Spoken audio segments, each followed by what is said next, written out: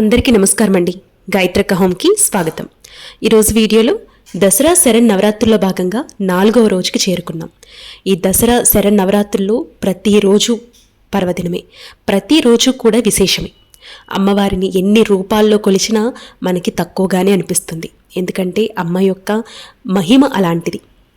అయితే ఈరోజు అమ్మవారు శ్రీ లలితా త్రిపుర సుందరీదేవి అవతారంలో బంగారుపు రంగు చీరలు అందంగా దర్శనమిస్తారు.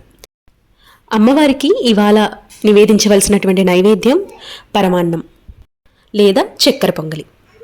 ఈరోజు శ్రీ లలితా త్రిపుర సుందరీదేవి అమ్మవారిని ఇంట్లో ఎలా సులువుగా కలసం అఖండ దీపం లేకుండా పూజ చేసుకోవాలి, పాటించవలసినటువంటి నియమాలు ఏమిటి అనేదంతా కూడా ఈరోజు వీడియోలో మీతో షేర్ చేస్తున్నాను. వీడియోని ఎక్కడ స్కిప్ చేయకుండా చూడండి, అలా అయితేనే మీకు డీటెయిల్గా అర్థమవుతుంది. మన ఛానల్ని ఫస్ట్ టైం చూస్తున్నట్లయితే వెంటనే సబ్స్క్రైబ్ చేసుకుని పక్కనే ఉన్న బెల్ బటన్ని యాక్టివేట్ చేసుకోండి. శ్రీ లలితా త్రిపుర సుందరీదేవి అమ్మవారి యొక్క నామం పలికితేనే మనకు ఉన్నటువంటి భయాలు అన్నీ కూడా తొలగిపోతాయండి. అమ్మవారి యొక్క దివ్యమంగళ రూపాన్ని ఎవరైతే దర్శించుకుంటారో వారికి జీవితంలో ఎలాంటి కష్టాలు లేకుండా సుఖశాంతులతో ఉంటారు.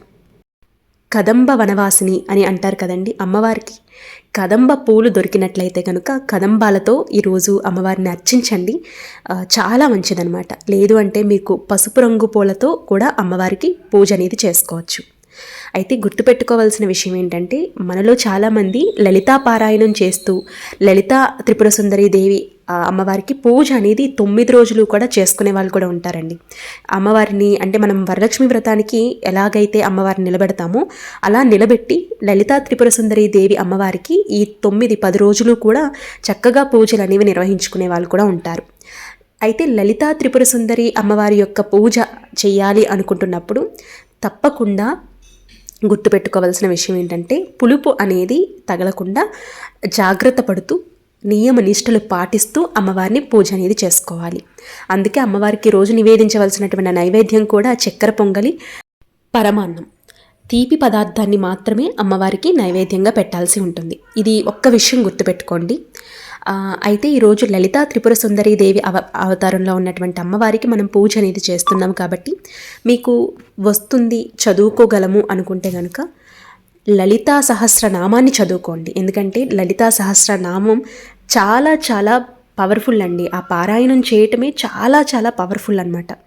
ఎందుకంటే నేను చాలా మందిని చూశాను, ఎవరైతే భక్తి శ్రద్ధలతో లలితా సహస్రనామ పారాయణం చేస్తారో వారికి జీవితంలో ఎలాంటి కష్టాలు ఉండవండి. ఎవరికైతే గవర్నమెంట్ జాబ్ రావాలనుకుంటున్నారో, ఎవరికైతే సంతానం కావాలనుకుంటున్నారో, ఎవరికైతే మంచి భర్త రావాలనుకుంటున్నారో, సకాలంలో అన్ని కష్టాలు తీరిపోయి మంచిగా ఉండాలనుకుంటున్నారో, లేదు అంటే వివాహం తొందరగా అవ్వాలనుకుంటున్నారు, వారు లలితా సహస్రనామ పారాయణం ఖచ్చితంగా చేసుకోవటానికి ట్రై చేయండి. చాలా మంచిదండి. ఫస్ట్లో మనకి తెలియకపోవటం వల్ల కష్టమేమో అనిపిస్తుంది, కానీ లలితా సహస్రనామం యొక్క అర్థం తెలుసుకొని 1కి 10 సార్లు ప్రతి పదాన్ని మనం చక్కగా మనసు లగ్నం చేసి చదువుకున్నట్లయితే చాలా ఈజీగా వస్తుందన్నమాట.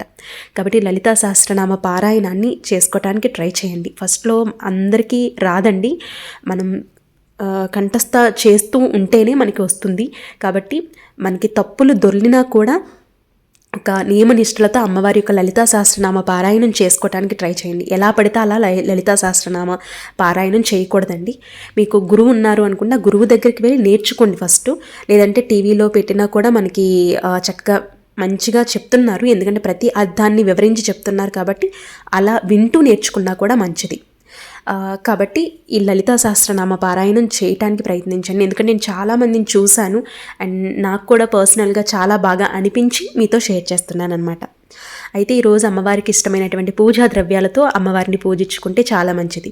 యథావిధిగానే మనం రోజు చేసే పూజలు ఎలా అయితే చేస్తామో అలాగే ఉదయాన్నే లేచి ఇంటినంతా శుభ్రం చేసుకొని దీపపు కుందుల్ని కూడా చక్కగా నీట్గా వాష్ చేసేసుకోవాలి.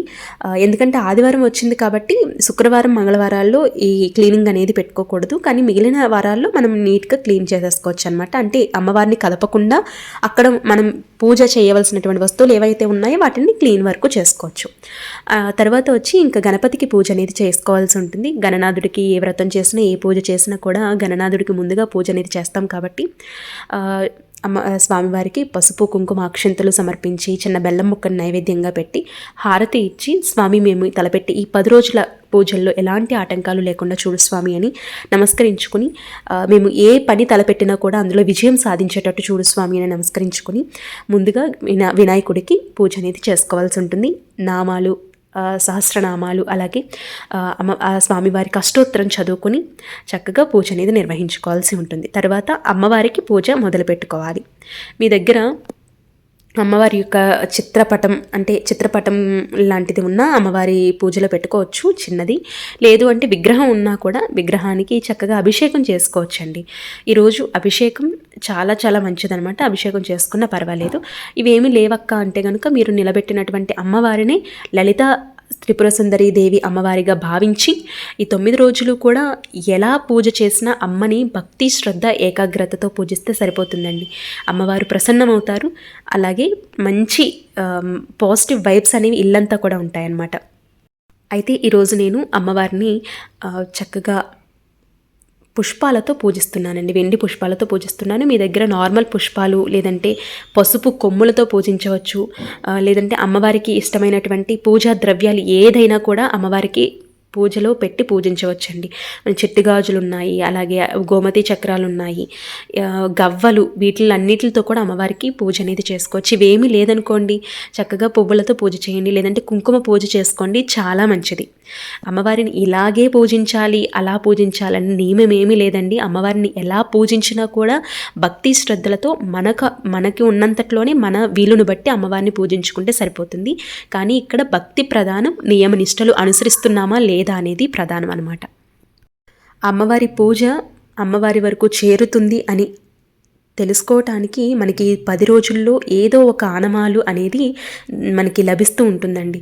మనకి పూజ చేస్తున్నంతసేపు పూజ గదంతా కూడా పరిమళభరితంగా ఉంది అంటే అమ్మవారు అక్కడ ఆసీనమై పూజలు అందుకుంటున్నారు అని అర్థం అన్నమాట. అలాగే మనకి ఒక్కొక్క సందర్భంలో గాజుల చప్పుళ్ళు, గజ్జల చప్పుళ్ళు కూడా కొంతమందికి వినపడుతూ ఉంటాయి. అది భ్రమ అని మనం అనుకుంటూ ఉంటామండి. కాదు, ఈ దసరా నవరాత్రులు 9 రోజులు కూడా అమ్మవారు భూమి మీద సంచరిస్తూ ఉంటారట. ప్రతి గ్రామదేవత రూపంలో అమ్మవారు ప్రతి గ్రామాన్ని కాపాడుకుంటూ ప్రజల్ని సంరక్షించుకుంటూ ఉంటారంటండి. మనం అమ్మవారి యొక్క మహిమ కానివ్వండి, అమ్మవారి యొక్క లీలలు కానివ్వండి, మనం కథల రూపంలో చాలా వింటూనే ఉంటాము.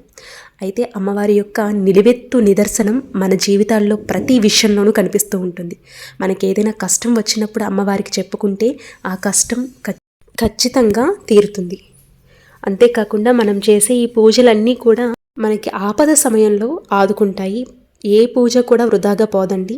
ఖచ్చితంగా మనకి ఆపద సమయం అనేది ఉన్నప్పుడు అమ్మవారు తప్పకుండా మనకి అండగా ఉంటారు. అయితే ఈరోజు అమ్మవారు శ్రీ లలిత త్రిపుర సుందరి దేవి అవతారంలో అమ్మవారి దర్శనం ఇస్తారు కదండి. ఇవాళ వీలుంటే అమ్మవారి దర్శనం చేసుకోవటానికి ట్రై చేయండి. మీకు దగ్గరలో ఉన్నటువంటి టెంపుల్కి వెళ్ళి అమ్మవారిని దర్శించుకోండి, చాలా మంచిది. ఈరోజు కుంకుమ పూజలు కూడా చేయించుకునే వాళ్ళు చాలామంది ఉంటారండి. కుంకుమ పూజ చేయించుకున్నా కూడా చాలా మంచిది. అలాగే నేను ప్రతిరోజు కూడా చెప్పినట్లుగానే మనకి ఉన్న దానిలోనే అమ్మవారిని కొలుచుకొని లేని దానికి తాపత్రయపడకుండా ఉన్న దాంట్లోనే చక్కగా పూజ అనేది నిర్వహించుకుంటే చాలా మంచిదండి. అమ్మవారి యొక్క అనుగ్రహం మనందరి మీద ఎప్పుడూ ఉంటుంది. అలాగే సాయంత్రం సమయంలో కూడా అమ్మవారికి పూజ అనేది నిర్వహించుకోండి. మీరు ఉదయం చేశాము అనుకుంటే సాయంత్రం పూజ చేసుకోకపోయినా పర్వాలేదు. ఒకవేళ 2 పూటలు చేసుకుంటే చాలా మంచిది. అయితే ఈ పూజ తెల్లవారుజామునే బ్రహ్మముహూర్తంలో పూజ అనేది చేసుకోవడానికి ప్రయత్నించండి. ఒకవేళ చేయలేమక్క అని అనుకున్న వారు 7:30 గంటల లోపే ఈ పూజని నిర్వహించుకోండి. ఉదయం పూట పూజ చేయడానికి కుదరలేదు అనుకుంటే కనుక సాయంత్రం వేళైనా ఈ పూజ అనేది చక్కగా చేసుకోవచ్చండి. అమ్మవారి యొక్క ఆశీర్వాదం మన మీద ఎప్పుడు ఉంటుంది. అయితే ఈ పూజలో మీరు శివపార్వతులు ఉన్నటువంటి ఫోటోను కూడా పెట్టుకుని పూజ అనేది నిర్వహించుకోవచ్చు. అలాగే మీ దగ్గర గౌరమ్మ ఉన్నారు అనుకుంటే గౌరమ్మను కూడా పూజలో పెట్టుకోవచ్చు అనమాట. చాలామంది గౌరమ్మ సెట్ ఉంటుంది కదండి, ఆ సెట్ మొత్తం పెట్టి పూజ చేసుకునేవారు కూడా ఉంటారు. అలా కూడా మీరు పూజ అనేది నిర్వహించుకోవచ్చు. ఈరోజు ముత్తైదువులకి తాంబూలం ఇచ్చి ఆ ముత్తైదు యొక్క ఆశీర్వాదం తీసుకుంటే చాలా మంచిది. అలాగే గోసేవ చేసుకున్నా కూడా చాలా మంచిదండి.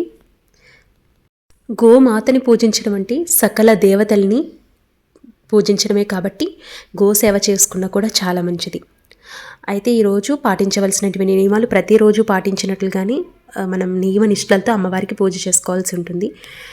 అలాగే ఈరోజు అమ్మవారికి లలిత సహస్రనామ పారాయణం చేసుకుని అమ్మవారిని సహస్రనామాలతో కనుక అర్చన చేసినట్లయితే చాలా మంచిది. కార్యసిద్ధి కలుగుతుందండి. అన్నిటిలోనూ విజయం అనేది చేకూరుతుంది. ఈ వీడియో మీకు నచ్చిందని అనుకుంటున్నాను. నేను ఈ నవరాత్రులకి సంబంధించినటువంటి వీడియోస్ అన్నీ కూడా ఒక సిరీస్ రూపంలో అప్లోడ్ చేస్తున్నాను. మీకు చాలా యూస్ఫుల్గా ఉంటాయి అండ్ చాలా సులువుగా పూజ అనేది చేసుకోవడానికి వీలుగా ఉంటుందనే ఉద్దేశంతో ఈ వీడియోస్ అన్నీ చేస్తున్నానండి. ఈ వీడియోస్ కనుక మీకు నచ్చినట్లయితే లైక్ చేయండి. అలాగే మన ఛానల్ని సబ్స్క్రైబ్ చేసుకోండి. అలాగే తప్పకుండా షేర్ చేయండి. మీ ఫ్రెండ్స్ అండ్ ఫ్యామిలీ మెంబర్స్కి తప్పకుండా షేర్ చేయండి. ఇప్పటి వరకు నన్ను సపోర్ట్ చేసి ముందుకు నడిపిస్తున్న మీరందరికీ కూడా నేను చాలా చాలా థ్యాంక్స్ చెప్పుకుంటున్నాను. అలాగే మరిన్ని ఇలాంటి వీడియోస్ రావాలి అంటే ప్లీజ్ సబ్స్క్రైబ్ చేసుకోండి. రేపటి ఒక మంచి వీడియోతో మళ్ళీ మీ ముందుకు వస్తాను. మీకు ఈ పూజలో ఏమైనా డౌట్స్ ఉన్నాయి అనుకుంటే కమెంట్ సెక్షన్లో అడగండి. తప్పకుండా మీకు రిప్లై అనేది ఇవ్వటం జరుగుతుంది. అలాగే చాలామంది ఇన్స్టా పేజ్ కూడా అడుగుతున్నారండి. నేను ఇన్స్టా ఇప్పటి వరకు కూడా నేను క్రియేట్ చేసుకోలేదు. ఉంది పేజ్, కానీ అది యాక్టివ్గా లేదనమాట. నేను పేజ్ క్రియేట్ చేసుకున్న తర్వాత మీకు ఇన్స్టా అది కూడా నేను చెప్పడం జరుగుతుంది. అక్కడ కూడా మీరు అప్రోచ్ అవ్వచ్చు.